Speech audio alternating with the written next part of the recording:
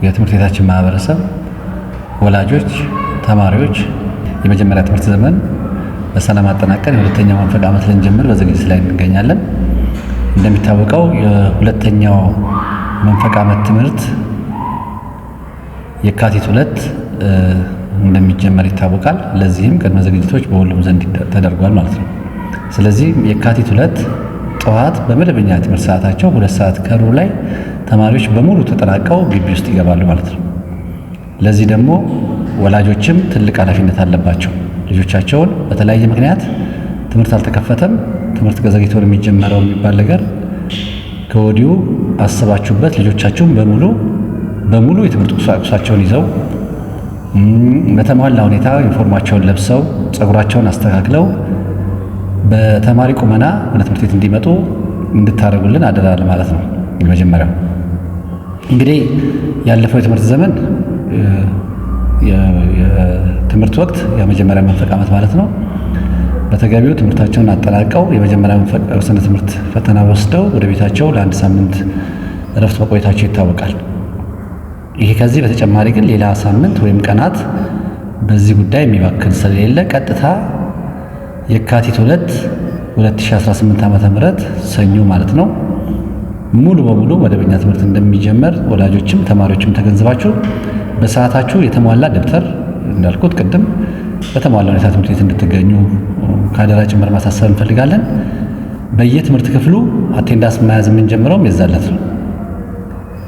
ስም መቆጣጠሪያ መምህራን ተዘጋጅተው ይገባሉ። ስም መቆጣጠሪያም በዕለቱ ስለሚካሄድ ስለዚህ በተለያየ ምክንያት ወላጆች የተወሰኑ ልጆች መጥተዋል የኛ ልጆች አልተማሩም ከሚል ምክንያት ልጆችን መጀመሪያ ትምህርት ቤት እንደሚከፈት አውቃችሁ ተማሪዎችም በተለይ ወላጆች ግፊትም የማትፈልጉ ተማሪዎች ያላችሁ ለራሳችሁ ስለሆነ የምትማሩት በሰዓቱ ያለችውን ውስን የሁለተኛ መንፈቅ ዓመት ትምህርት ጊዜ በአግባቡ ስራ ላይ መዋል ስላለብን ነው።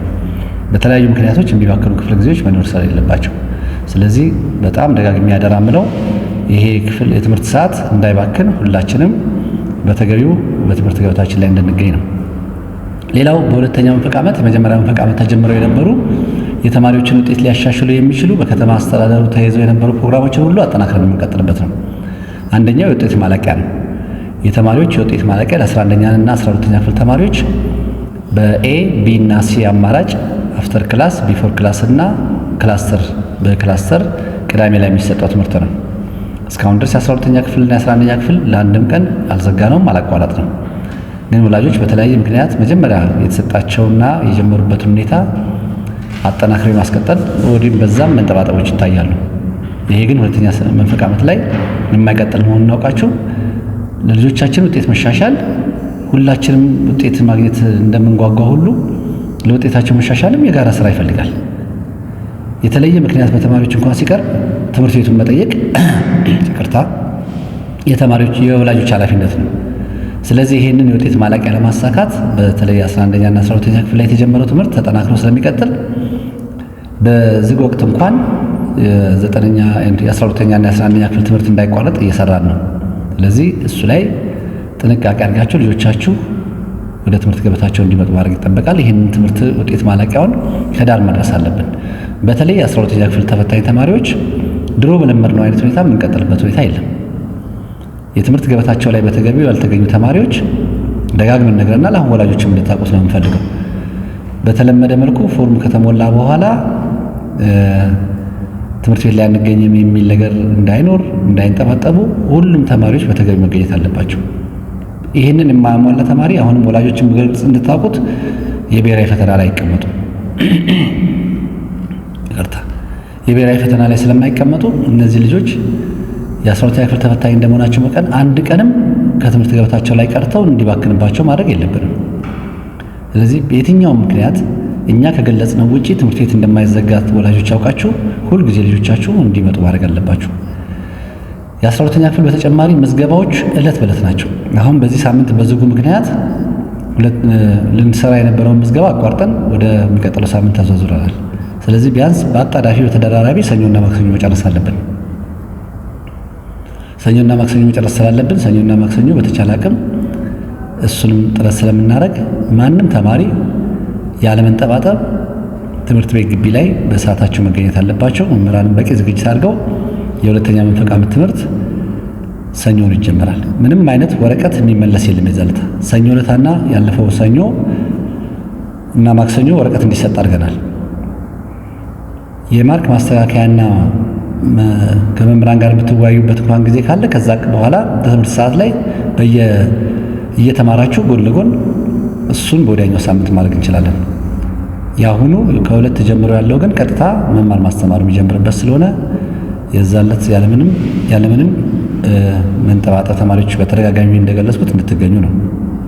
ሌላው የተማሪዎችን ውጤት ከማሻሻል አኳያ ኤክስን የማረም ስትራቴጂ ወይም ስህተትን የማረም ስትራቴጂ ተነድፎ እንደ ከተማ በሁለተኛ ደረጃ ትምህርት ቤቶች እየተሰራ ነው ያለው። ሁላችንም እንደምናውቀው ለተማሪዎችም ግንዛቤዎችን ፈጥረናል።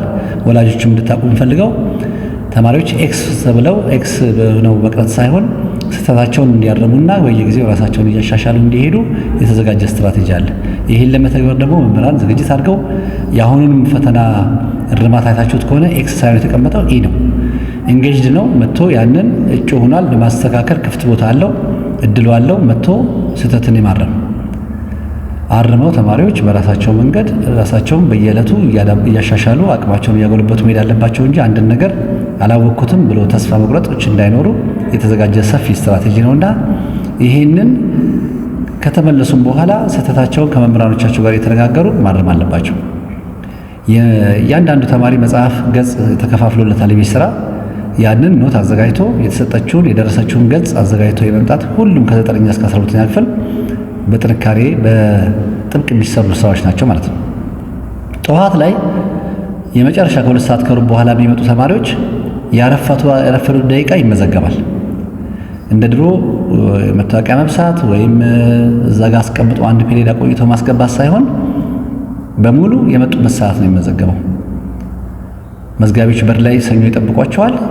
2 ሰዓት ከ10 የሚደርስ 2 ሰዓት ከ5 የሚደርስ 2 ሰዓት ከ20 የሚደርስ ኖርማሊ 2 ሰዓት ከ10 ድረስ የሚደርሱ እስከ ከሩብ ድረስ የሚደርሱ ተማሪዎች በሰዓታቸው ስለተገኙ እነሱን ከአርፋጅ ጋር የምንይዛቸው ሳይሆን ከ2 ከሩብ ጀምሮ ያሉትን ተማሪዎች ግን የመጡበትን ሰዓት እንመዘግባለን። የመጡበትን ሰዓት ስለምንመዘግብ ተማሪዎች ቀድመው እንዲደርሱ ነው። ይሄ አዲስ የአሰራር ስትራቴጂ ነው። ምን ይሆናል በኋላ ከወላጆች ጋር የምንወያይበት ጉዳይ ነው። ስለዚህ አርፋጅ እንዳይኖር ሰኞ በየካቲት 2 ጠዋት ጀምረው ይህንን አውቀውት እንዲመጡ ሰዓት ይመዘገባል። የሚገቡበት ሰዓት ይመዘገባል። ስለዚህ እነዚህን ተማሪዎች ውጤት መሻሻል እንደ ከተማ አስተዳደር ከፍተኛ ጥረት እየተደረገ ነው። ትልቁ ርብርብ ሁሉ ይህን ያህል ተጨማማሪ ስራዎችን ልንሰራ የምንችለው የልጆቹ ውጤትና ስነ ምግባር እንዲሻሻል ነው። እነዚህን ስትራቴጂዎች የምንተገብረው ደግሞ ወላጅም ሲያግዘን ነው። አንድ ተማሪ ኤክስ ሆኖ ይቀራል ማለት ሳይሆን ያን ስህተት በየጊዜው ከመምህራኖች ጋር የተወያየ ማረም የሚችልበት እድል ስለሆነ ነው። ኤክስን እንደ አንድ መጥፎ አችልም የሚል አስተሳሰብ እንዳይኖር በኢ የተቀየረው ማለት ነው። ስለዚህ ይህንን ሁላችንም ግንዛቤ ወስደን ለተግባራዊነቱ ጥረት እናደርጋለን። መምህራን በዚህ ደረጃ ዝግጅት እያደረጉ መሆኑን እንድታውቁልን ነው። ሌላው አጠቃላይ እንግዲህ የተማሪ ስነ ምግባርና የወላጆች ሚና ያው በስብሰባዎችም እንደምናደርጋቸው ውጤትን በጋራ ስንወያይ የምንገልጽ ይሆናል። ነገር ግን ከዛ በፊት አሁንም አሟልተው መገኘት ያለባቸውን ነገር ወላጆች እንዲያስተካክሉ፣ በተለይ አንዱ ስነ ምግባር ጉድለት ማርፈር ነው።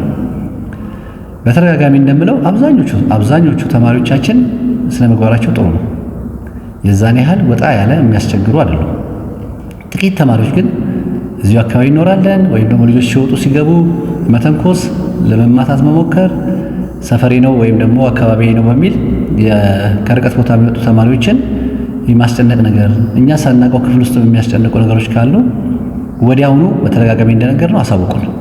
ማንም ከህግ በላይ ስላልሆነ የሚያስፈራራ ስለሌለ እንደዚህ አይነት ስነ ምግባር ጉድለት የጎደላቸው ተማሪዎች አንድም ሁለትም ቢሆን ማለፍ የለብንም። ወላጆችም ካለፈ በኋላ አይደለም የምታሳውቁን፣ በዕለቱ በወቅቱ እንድታሳውቁን ነው። ሌላው ከዚሁ ጋር ተያይዞ ዘንድሮ ላይ ጠበቅ ያለ እርምጃ እየወሰደ ነው። ምንም አይነት የዲሲፕሊን ግድፈት ያለባቸውን ተማሪዎች አንታገስም። ድሮ ለማስታመም ለመምከርም እንሞክራለን። ወጣ ያሉ ዲሲፕሊን ችግሮች ያሉባቸውን ተማሪዎች ግን ጊዜ የምንወስድበት ነገር የለም። ወደ እርምት እርምጃ እንወስዳለን በመመሪያው መሰረት። ዓላማው ግን እሱ አይደለም። ተማሪዎችን ማስተማር ማስተካከል እንጂ ተማሪን ማባረር መፍትሄ አይደለም። ተማሪን ትምህርቱን እንዲያቋርጥ ማድረግ መፍትሄ አይደለም። ከወላጅ ጋር በጋራ ሆኖ ጅምር ጥፋቶችን ማረም ከቻል ወደዛኛው እርምጃ ወደ መጨረሻው የማስተካከያ እርምጃ መውሰድ የለብንም። ሁሉም ተማሪ ኃላፊነት ስላለበት ለትምህርት ቤቱ ሰላምና ጸጥታ ግቢ ነው ውጭ ነው የሚባል ነገር በተደጋጋሚ ለወላጆች ስብሰባም ገልጸናል። ይህንን ተግባራዊ እያደረግን ነው ያለነው። የነገሩን ወላጆች በመሄጃ መንገዳቸው ላይ ችግር ገጥሟቸዋል ያሉ ተማሪዎችን አንዳቸውንም ሳናስተካክል አልቀረንም። የትኛውም ተማሪ ከግቢ ውጭ ወጥቶ ተማሪዎች መንገድ ላይ በሚሄዱ ሰዓት ችግር ገጠማቸው ብሎ ወላጅ ያሳወቀንን አንድም ተማሪ ያንን እርምጃ ያላስተካከልበት ነገር የለም። ስለዚህ የጸጥታ ኃይሉ ዝግጁ ነው። አካባቢ ፖሊሶች ዝግጁ ናቸው። የአካባቢ ወጣቶች እድሮች ከኛ ጋር በጋራ የሚሰሩ አሉ በቅንጅት። እነዚህ ሁሉ ጋር ተረባርበን ወዲያውኑ አስተካክለናል። ችግር እየገጠመን ያለው እኛም ባልሰማናቸው ሁኔታ ዝም ብሎ ሰፈር ለሰፈር የሚደረጉ ነገሮች ራሳቸው ወላጆች ቀድሞ ቢያሳውቁን፣ አይደለም ትምህርት ቤት አካባቢ ላይ የእኛ ተማሪዎች ሆነው ሰፈራቸው ላይ የተፈጠረ ችግር ካለ ቀድሞ ቢያሳውቁን ይህን ለማስተካከል እኛ ዝግጁ ነን። እውነት ለመናገር መጥተው ይህን ነገር ያለምንም ችግር ያስተካከሉ ወላጆች አሉ። በተለያየ ሰዓት ከ9 ሰዓት በኋላ ባላቸው ሰዓት መጥተው ስለ ልጆቻቸው ሁኔታ የሚከታተሉ ተማሪዎች መምህራን ቁጥር እና ወላጆች ቁጥር ከጊዜ ወደ ጊዜ እየጨመረ ነው። እነዚህ በጣም በእጅጉ እናመሰግናለን። ስለ ተማሪ ስለ ልጄ ማወቅ ፈልጋለሁ እያሉ የሚወጡ እየደወሉ የሚጠይቁን ወላጆች አሉ። ክፍል ውስጥ ስለተፈጠረባቸው ነገር ከመምህር ጋር ስለተፈጠረባቸው ነገር ሁሉ ደውለው ጠይቀው ይህንን ወዲያው የሚያስተካክሉ ወላጆች አሉ። እንደዚህ አይነት ወላጆች እንዲበራከቱልን ነው የምንፈልገውና እነሱ አደራ ለማለት እንፈልገው በወቅቱ ቶሎ ችግሮችን ለማረም ለማስተካከል ይረዳናል። እንደሚታወቀው በርካታ ተማሪዎች ናቸው የሚስተናገዱት ትምህርት ቤታችን ላይ። ስለዚህ ምንም ወላጆች የጸጥታ ስጋት አይኖርም። አሳውቁን። ልጄ ትመታለች፣ ትደበደባለች፣ ወይም ልጄ ይመታል፣ ይደበደባል፣ መንገድ ላይ ይጣላሉ፣ ይፎክራሉ፣ ይዝታሉ የሚባል ነገር አይሰራም። ማንኛውም የሚደርስባቸውን ችግር ግን ለመስማት ስልኮቻችንም ሁልጊዜ እንደሰጠናችሁ ነው። አሳውቁን። በአካል መታችሁ ማስረዳት ትችላላችሁ። የፈተናቸውን ችግሮች በስብሰባ በሪፖርት መልክ እናቀርብላችኋለን። ስለዚህ እነዚህ ነገሮች ለማሳካት ግን ተማሪው በሰዓቱ ትምህርት ቤት ላይ መገኘት አለበት። ተማሪዎች በሰዓቱ ትምህርት ገበታቸው ላይ እንዲገኙ ካላደረግን እነሱ የሚነግሩን ብቻ እዚህ ትምህርት ቤት ላይ ተጀምረዋል አልተጀመረም፣ የመጀመሪያ ሴሚስተር የትምህርት እረፍት ወይም ብሬኩ 2 ሳምንት ነው እያሉ የሚያወዛግቡም አሉ። ስለዚህ አዲስ አበባ ትምህርት ቢሮ ትምህርት ሚኒስቴርን በጋራ የትምህርት መክፈቻ ቀኖች ታውቀዋል። ስለዚህ ወቅቱ ካልተጀመረ ደግሞ በኋላ ላይ የሚቀሩን መሸፈን ያለብን ክፍለ ጊዜዎች ብዙ ስለሆኑ ወደ መጨረሻ ላይ ፈተና ላይ መጨናነቅ ይፈጠራል። ለዚህ ነው የካቲት 2 ቀጥታ ስላለፈው የፈተና ሁኔታ የምንነጋገርበት ሳይሆን ቀጣይ የሁለተኛ መንፈቅ ዓመት ትምህርት የሚጀምርበት ነው። እኛም የክፍል ምልከታዎችን የተጀመሩባቸው አካባቢዎች ላይ ከመምህራን ጋር ስለተነጋገር የዕለታዊ እቅዳቸውን አዘጋጅተው ሰኞ የካቲት 2 ቀጥታ መማር ማስተማር የሚጀምርበት እንጂ እስኪሟሉ ተማሪዎች እስኪመጡ የለም። ያሉትን ተማሪዎች ስለምናስተናግድ ሌሎች ወላጆች ግን በልጆቻችሁን ያላካችሁ ያው እሁድና ቅዳሜ አንጠብቅም። ከሰኞ እስከ ዓርብ መታችሁ ልጆቻችሁ ሰኞ በየካቲት 2 ትምህርት ያልጀመሩበትን ነገር ማሳወቅ ይጠበቃል። ቅድም ለማለት የፈለኩት እንኳንና በክፍል ደረጃ የተገኙ ተማሪዎች አይደሉም የገቡበት ሰዓት ጭምር ይመዘገባል። ይሄን ለመታዘብ ከፈለጋችሁ የተወሰኑ ወላጆች ጊዜው ያላችሁ ሰኞ ጠዋት የካቲት 2 በር ላይ መታችሁ ማየት ትችላላችሁ። በር ላይ በመግቢያ በር ላይ መታችሁ ተማሪዎቹ ሲገቡ የሚመዘገበውን ነገር ማየት ትችላላችሁ፣ ማረጋገጥ። ስለዚህ በየትኛውም መልክ የሚደርሳችሁ መረጃ ከትምህርት ቤቱ ከሚሰጣችሁ ማስታወቂያዎች፣ መረጃዎች ውጪ ስለማይሰሩ እሱን ተከታትላችሁ ተግባራዊ እንድታደርጉ ነው። በቀጣይ ፕሮግራም ግን አጠቃላይ መደበኛ ስብሰባ ብቻ ሳንገናኝ በዚሁ ቻናል ላይ የመማር ማስተማር ሂደቱ ምን እንደሚመስል የነበረውን ያሳለፍነውን እንዴት እንደሆነ ጭምር ዘርዘር ያለ ነገር አቀርብላችኋለሁ። ለዛሬው ግን ያው አሁን እስካሁን ያቀረብኩትን ተግባራዊ እንድታደርጉ አደራላለሁ። ቅድም ምናልባት መግቢያ ላይ ብዙዎቻችሁ ተማሪዎችም ወላጆችም ታውቁኛላችሁ ብዬ አስቤ ስሜን ሳላስተዋውቅ ነው የገባሁትና ስሜ ገዛኸኝ አጀመ ይባላል። የትምህርት ቤቱ ዋና ርዕሰ መምህር ነኝ። እንግዲህ መልካም የሁለተኛ መንፈቅ ዓመት የትምህርት ጊዜ እንዲሆንላችሁ እመኛለሁ። በእርግጠኝነት በሚቀጥሉት ሳምንታት ውስጥ አጠቃላይ ወላጆችን እንሰበስባለን።